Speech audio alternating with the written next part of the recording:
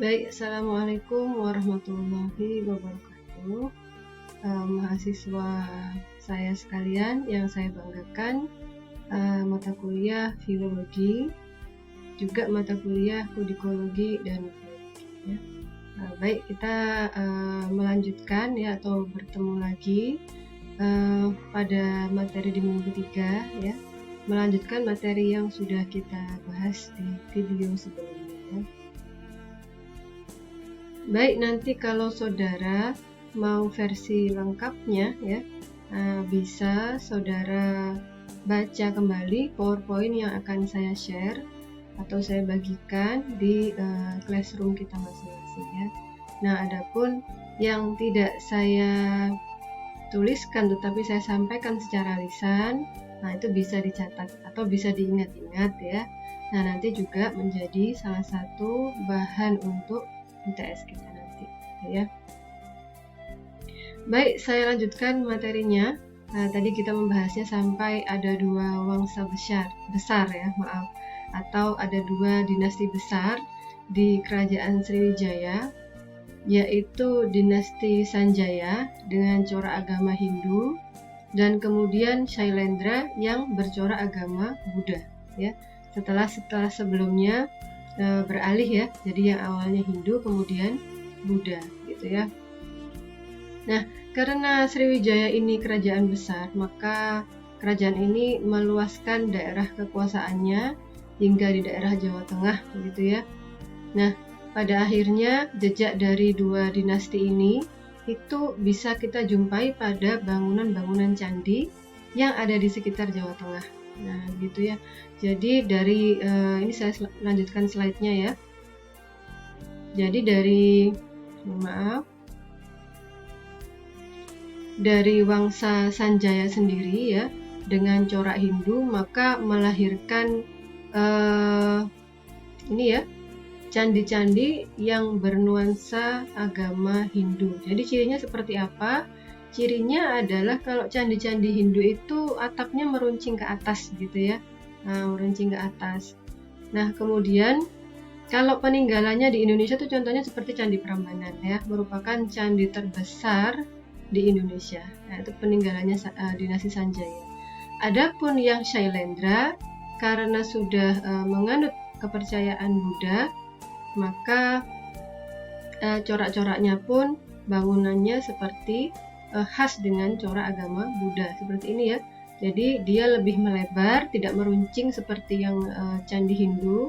Kemudian juga di atasnya itu ada stupanya gitu ya.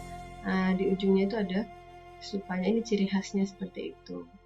Nah, adapun peninggalannya yang paling dikenal adalah Candi Borobudur ya, yang merupakan candi terbesar se-Asia Tenggara. Jadi kita patut berbangga, kita ini di Indonesia ini ada candi terbesar se-Asia Tenggara ya. Peninggalannya ke dinasti Shailendra. Nah, kemudian bagaimana Bu kalau ada candi-candi yang juga meruncing ke atas tetapi juga ada stupanya? Nah, contohnya bagaimana? Contohnya yang ada di sekitar sini Jawa Timur yang dekat ya. Ada candi kecil di sekitar kawasan Prigen ya. Sekitar Pandaan Prigen situ seingat saya namanya Candi Jawi. Kalau saudara lihat di situ, kalau saudara cermati di situ memang dia meruncing ke atas tetapi tetap ada stupanya. Nah, itu bagaimana? Nah, itu berarti menandakan bahwa kerajaannya yang membuat candi itu adalah penganut 2 agama sekaligus, ya Hindu, ya Buddha. Nah, jadi terjadi sinkretisme dan 2 agama itu bisa hidup dengan berdampingan gitu ya. Toleransinya sudah baik ya. Nah, itu bisa menjadi contoh dan teladan untuk kita di zaman sekarang ini gitu ya. Nah, kemudian saya lanjutkan di slide berikutnya. Nah, kemudian pada zaman atau masih di wangsa Shailendra ini ya, wangsa atau dinasti Shailendra ini merupakan dinasti yang terkenal dengan kemajuan ilmu pengetahuan pada zamannya. Nah, jadi pada zaman Shailendra ini itu seni, bahasa, budaya ya, sastra, ilmu pengetahuan itu berkembang dengan pesatnya.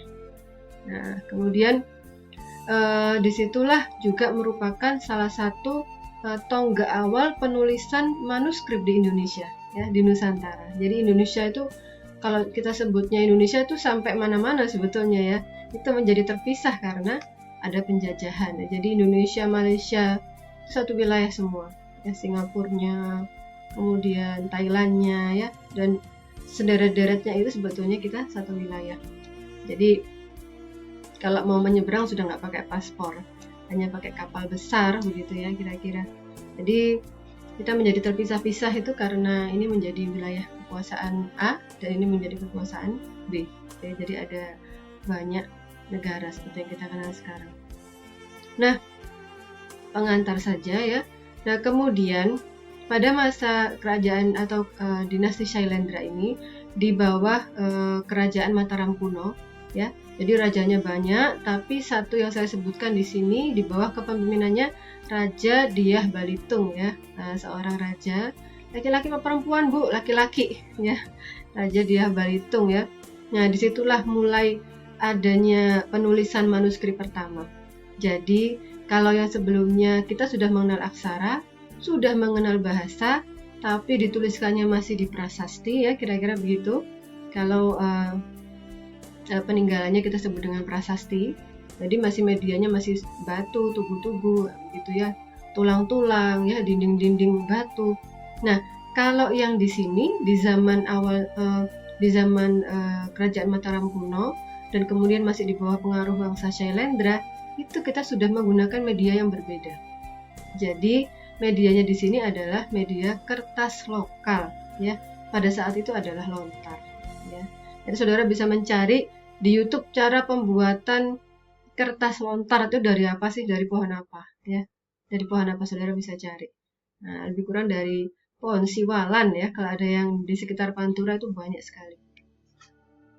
Nah, baik ya. Jadi dari masanya Shailendra itu ilmu pengetahuan berkembang dengan pesatnya. Termasuk juga sanggar-sanggar, ya. Kemudian padepokan itu sudah mulai ada di zaman itu. Jadi gunanya apa? Gunanya untuk pujangga menuliskan karyanya. Nah, seperti itu ya. Ini sudah berapa menit? Oke. Baik, jadi pujangga ini juga masih sekitar pengetahuan saja bagi kita ya.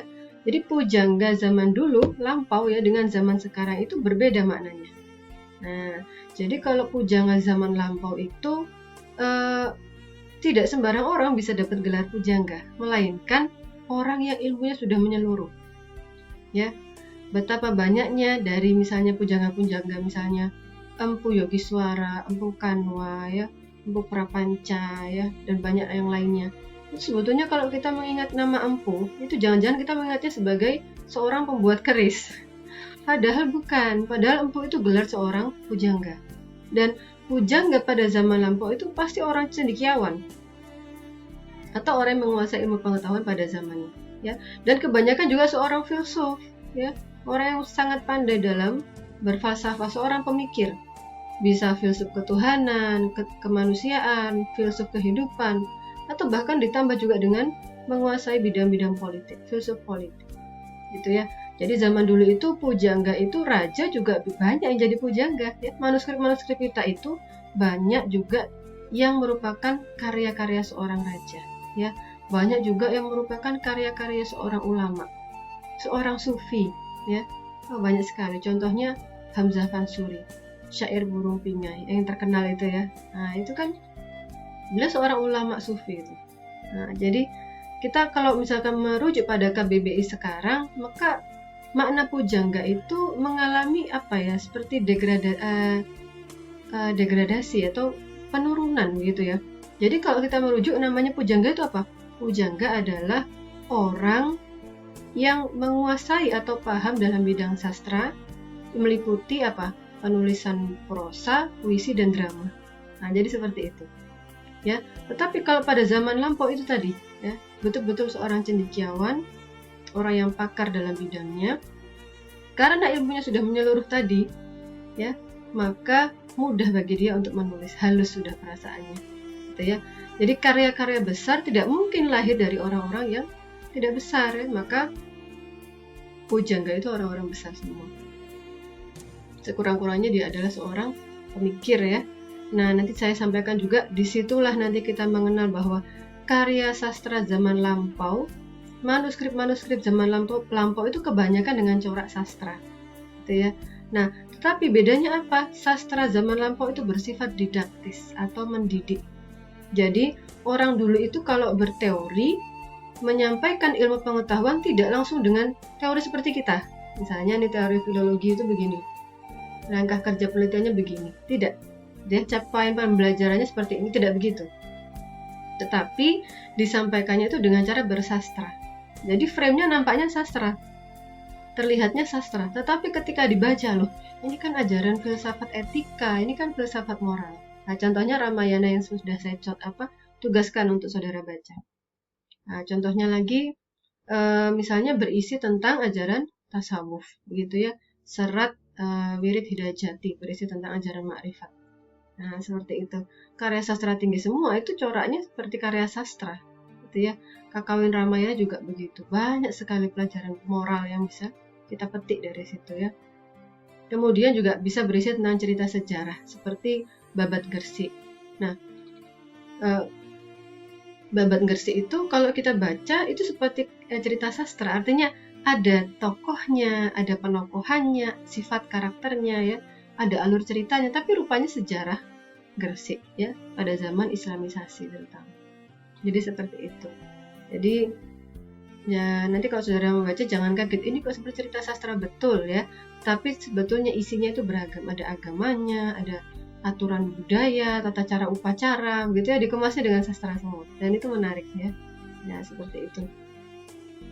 Nah, kembali ke yang tadi, bahwa kitab atau manuskrip pertama ya, pada zaman Mataram kuno itu disebut atau berjudul Kitab Canda Karana atau Kakawin Canda Karana. Isinya tentang apa? Isinya tentang aturan moral ya, kemudian juga puisi Jawa atau tembang, dan juga merupakan kamus atau kaedah bahasa pertama pada zamannya yang ditulis di kertas lokal. Nah, seperti itu ya. Siapa pengarangnya tidak diketahui, berarti kenapa? Indikasi kalau sampai karya itu anonim berarti saking lamanya ya. Jadi tidak diketahui siapa pengarangnya, gitu ya. Baik, untuk slide berikutnya masih ada video satu lagi ya, saya rasa yang untuk pertemuan ketiga ini kita akan ada 3 video, berarti nanti masih kurang 1 video lagi. Baik, karena sudah mau 15 menit saya akhiri ya. Terima kasih. Assalamualaikum warahmatullahi wabarakatuh.